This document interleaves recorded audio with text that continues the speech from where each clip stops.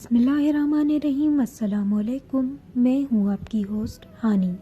Video की तरफ चलने से पहले हमारे चैनल उर्दू डिजिटल को सब्सक्राइब कर लें और बेल आइकन को प्रेस करना ना भूलें। एक इंटरव्यू में मेहमान से जो एक करोड़पति शख्स था पूछा गया, ज़िंदगी में सबसे ज़्यादा खुशी आपको किस चीज़ में महसूस हुई?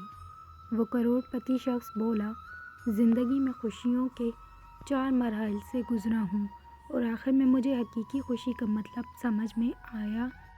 सबसे पहला मरहला था माल और असबाब जमा करने का, लेकिन इस मरहले में मुझे वो खुशी नहीं मिली जो मुझे मतलूब थी। फिर दूसरा मरहला आया कीमती सामान और अशिया जमा करने का, लेकिन मुझे महसूस हुआ कि इस चीज़ का असर भी वक्ती है और कीमती चीज़ों की चमक भी ज़्यादा देर तक बरकरार नहीं रहती। फिर तीसरा मरहला आया बड़े बड़े प्रोजेक्ट हासिल करने का, जैसे फुटबॉल टीम खरीदना, किसी टूरिस्ट रिजॉर्ट वगैरह को ख़रीदने का, लेकिन यहाँ भी मुझे वो खुशी नहीं मिली जिसका मैं तसव्वुर करता था। चौथी मर्तबा ऐसा हुआ कि मेरे एक दोस्त ने मुझसे कहा कि मैं कुछ माजूर बच्चों के लिए व्हील चेयर ख़रीदने में हिस्सा लूँ। दोस्त की बात पर मैंने फ़ौरन व्हील चेयर ख़रीद कर दे दी, लेकिन दोस्त का असरार था कि मैं इसके साथ जाकर अपने हाथों से वो व्हील चेयर बच्चों के हवाले कर दूं। मैं तैयार हो गया और इसके साथ गया। वहाँ मैंने बच्चों को अपने हाथों से वो कुर्सियाँ दी। मैंने उन बच्चों के चेहरों पर खुशी अजीब चमकती देखी।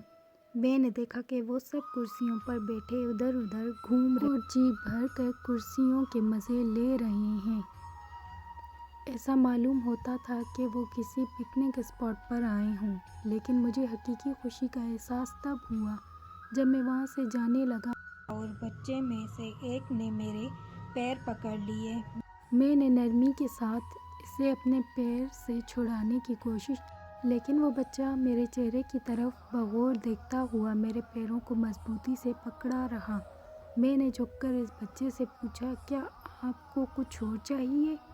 बच्चे ने मुझे जवाब दिया और इसने न सिर्फ मुझे हकीकी खुशी से रोशनास कराया बल्कि मेरी ज़िंदगी को पूरी तरह से बदल के रख दिया। इस बच्चे ने कहा, मैं आपके चेहरे के नक्श अपने जहन में बिठाना चाहता हूँ ताकि जब मैं जन्नत में आपसे मिलूँ तो आपको पहचान सकूँ और एक बार अपने रब के सामने आपका शुक्रिया अदा कर सकूँ। कहानी पसंद आए तो अपने दोस्तों के साथ भी शेयर करें और कहानी को लाइक भी कर दें। हमें अपनी दुआओं में याद रखें। अल्लाह हाफ़िज़।